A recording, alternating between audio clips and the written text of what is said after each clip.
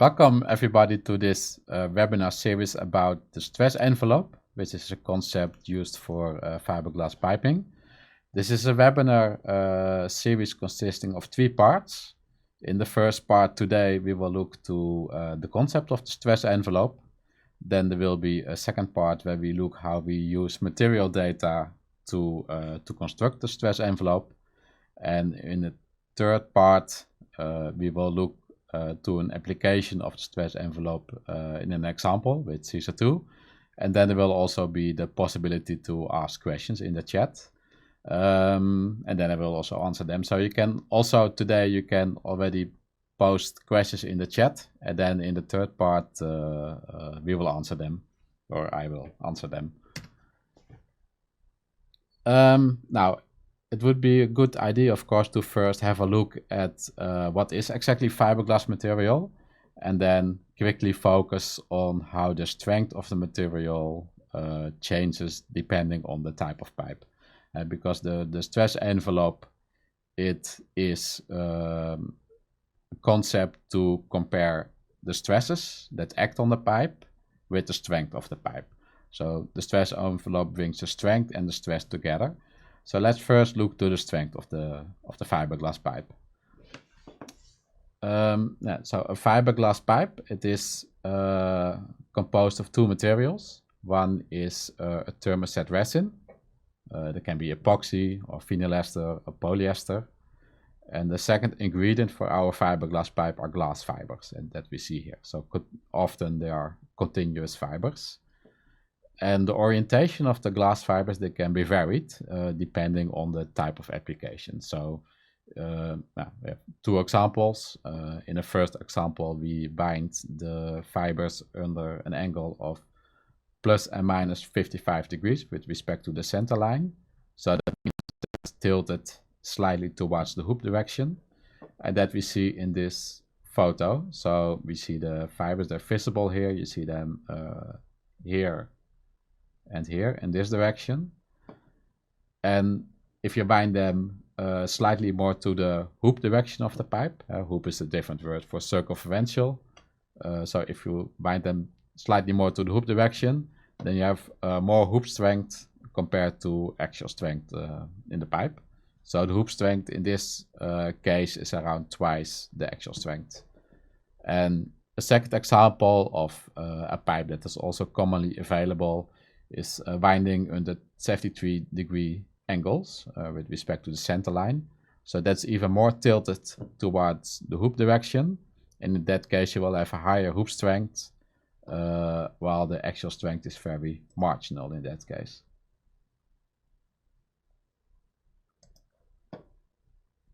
So this, what we discuss here is it defines the strength of the pipe. Well, the second ingredient to understand the stress envelope concept is the stress that acts on the pipe, because we want to compare stress and strength with the envelope, with the stress envelope. So it would be good to have a look at what different stress categories may act on your pipe, and the most significant are stresses that you have in the pipe due to internal pressure. And when you are a pipe engineer, then for sure you are familiar with the Barlow formulas. So the hoop stress is pressure times diameter divided by 2 times the wall thickness. And for axials, almost the same, but the 2 changes into a 4. And that means that the hoop stress is twice the axial stress. A second type of stress that we can have in our pipe is bend stress due to, well, it can be pressure expansion. Bend stress we can have due to thermal expansion of the pipe, due to weight or external loads. And typically what we see when we analyze piping, if we in this example we see pipe in its as installed shape with this gray color, so it's undeformed. And when it's in operation, for example, when it heats up, you have thermal expansion of the pipe, and then it looks what we see with the copper color, so that's the deformed shape. So it thermally expands, and then the pipe bulges out at the elbows, so here and also here, and here you create bend stresses due to this bulging out due to the thermal expansion. And these bending moments that are high here, they, well, with this formula, you compute the bend stresses. So in these areas you have high bend stresses. Third category of stress that we have in piping exists for buried piping only, and those are hoop stresses due to top load. So we can have the top load indicated here. It can be due to the weight of the soil, or maybe a vehicle that is crossing the pipe. Other parameters that determine the hoop stress are, for example, the stiffness of the soil and the pipe parameters, the stiffness of the pipe, the diameter, and the wall thickness of the pipe. And in our discussion of today, it's very important to realize the direction of the stress. So the hoop or circumferential direction, that is stress that we get due to internal pressure, and internal pressure also causes axial stress. So both of them are caused by internal pressure. Then we have the bend stresses. They act in the longitudinal or axial direction of the pipe, and well, the stresses due to the buried situation, they're always in the hoop direction. So hoop stress. So we have now we look to strength of the pipe and stress of the pipe, and we bring them together with the concept of the stress envelope. Yeah, to be sure that we understand it, the direction of the stress is also shown here. So circumferential stress is the stress in this direction of the pipe. The pipe is here cut in two, and the longitudinal stress, or axial stress as we can call it, it's shown here. So those are the stresses, and here we see the stress envelope. The stress envelope is constructed as follows. We draw two axes. The vertical axis shows the axial stress, and then on the horizontal axis we have the hoop stress. And then within this graph we draw the so-called envelope. So it's quadrilateral. The envelope is here, shown by this line, then this line, and this line. And the stress envelope concept is that if you, well, this envelope visualizes the strength, and then if we have a stress acting on the pipe, that we can also plot here. For example, this green point represents a certain hoop stress on the horizontal axis and axial stress on the vertical axis. And if this stress point is within the stress envelope, then that is okay, it is within the allowable. If we have this example with a very high axial stress, it is the stress point falls outside the envelope, and that means that yeah, we surpass the allowable, so that is clearly not okay. And if in your design you have this, you need to do something about it. You need to reduce the stress in some way. So then some characteristics of the stress envelope. Well, we see that it is certainly not square. It is stretched in the hoop direction. In the hoop direction, we have more strength than in the axial direction. We started before seeing that if you wind your fiberglass fibers in more tilted toward the hoop direction, then we have more hoop strength, and that's exactly what we see here. So this could be for a 55-degree winding angle. Then we have more hoop strength compared to the axial strength. And that's what we typically see with fiberglass pipes, that they have more hoop strength compared to axial strength due to how the fibers are wound. And what we very often plot in a stress envelope is this line, this diagonal line, and that's the 2-to-1 pressure line, 2-to-1 pressure condition. So this line is shows the points where the hoop stress is twice the actual stress, and that corresponds with pressurized pipe. If you pressurize a pipe, the hoop stress is twice the actual stress, so then you are somewhere on this line. What's interesting to see here is that if your major principal stress is aligned with the glass fibers, if your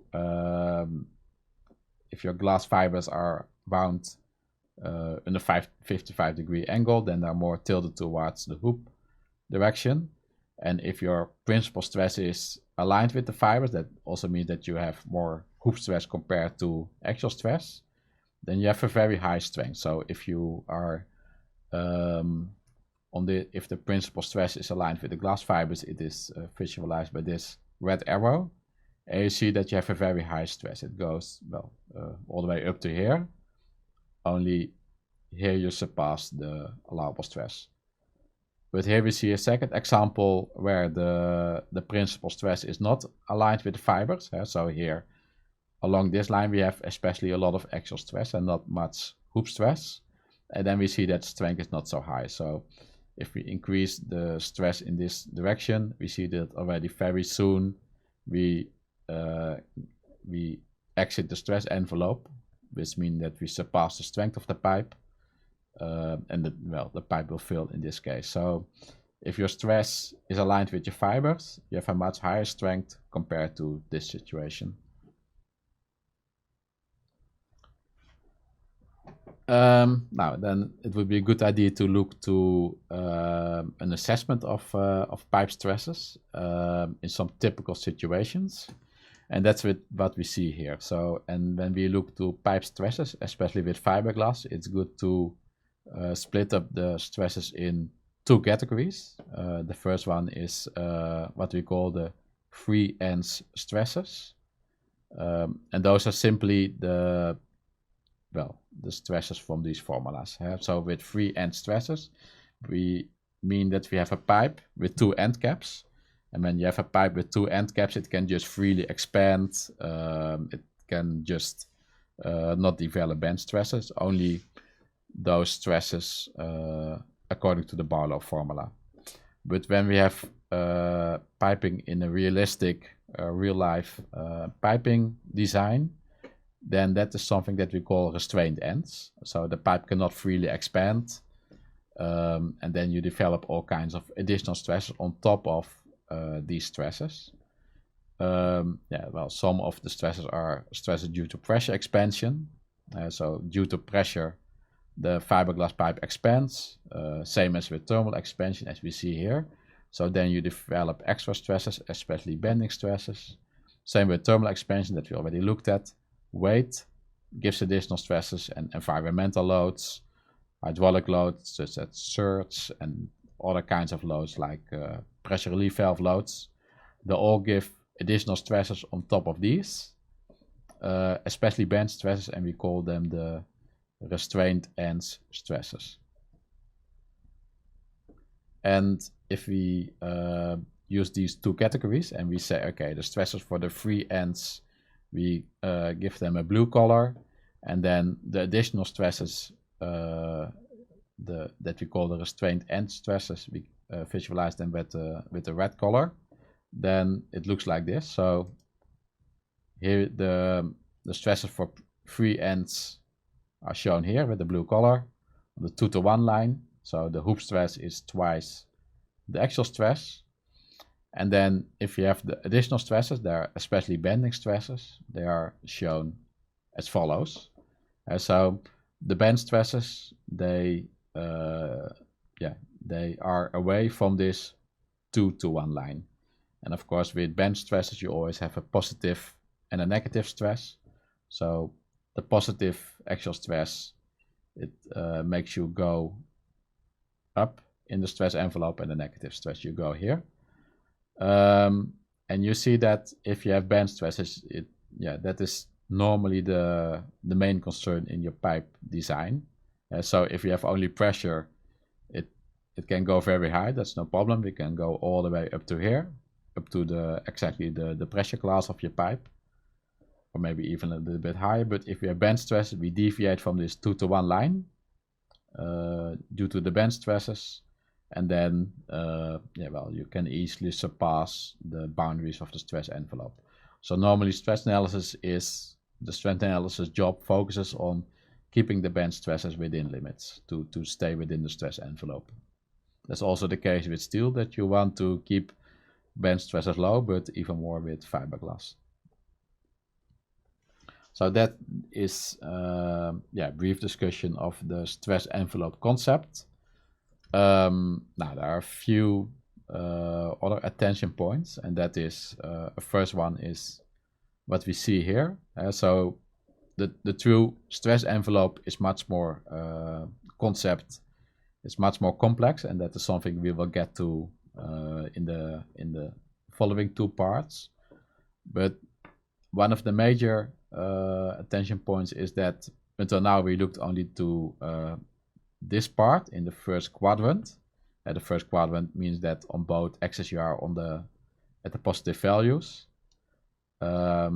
So that means that hoop stress is positive, that you always have due to pressure, but also axial stress is positive. And if you have above ground piping, then normally you are in the first quadrant, because pressure gives positive hoop stress and positive axial stress. So normally you remain within this within the first quadrant. And in the first edition of the ISO14692, that's the design standard for fiberglass, most probably are well aware of this one.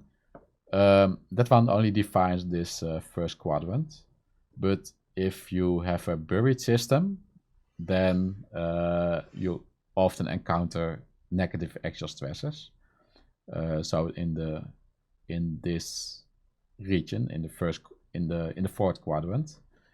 So if you have a buried system, then if the pipe wants to expand due to temperature, then the soil poses friction on the pipe, and that causes compressive stresses. So then compressive stresses, they are plotted as negative in your graph. So then you end up here in the fourth quadrant. And the second edition of the ISO14692 design code, that's the current edition, that one also considers negative stresses. So in the current edition of the ISO, you also have this fourth quadrant, and then the complete envelope looks like this. So until now we kept the discussion a bit more simple, but in reality we also have this part of the stress envelope that we consider in a stress analysis. And then the last small topic is the terminology used for stress envelope. That can be quite confusing. Also, for example, when you use CISA2, you see these terms look a little bit different, but almost the same as here. This terminology also follows from the ISO 14692 design standard, and it is as follows. So if we look to, for example, the first symbol here, the S stands for stress. Then the second character is either an A or an H. A for axial strength and H for hoop strength. So this is this, for example, denotes the axial strength, and then in the short-term loading. So here the S always refers to the short-term strength. You can also look to the long-term strength. So normally in pipe design you look to the long-term strength, but in this example we look to the short-term strength. And this S denotes the short-term strength. So normally in CISA2, the program CISA2, here you see L, because in the CISA2 program you need the long-term strength. And then between brackets we see the load condition. So it's a ratio, and what we see here, and that's the ratio between hoop strength, hoop load and axial load. So if we pressurize a pipe, then the load condition is 2-to-1. So the hoop load is twice the axial load acting on the pipe, or instead of load you can say stress. So if you pressurize a pipe, the hoop stress is twice the axial stress. You can also have other load conditions. For example, this one here. Here we have hoop load and 0 axial load. So if somehow we create only hoop load, we are here on this point. So that is here in the stress envelope.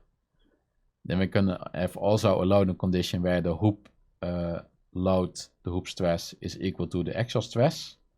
That loading condition we see here along this line. And we have loading conditions where the hoop load is 0. We only have axial load, and that can be positive, so only positive axial load. That one is shown here.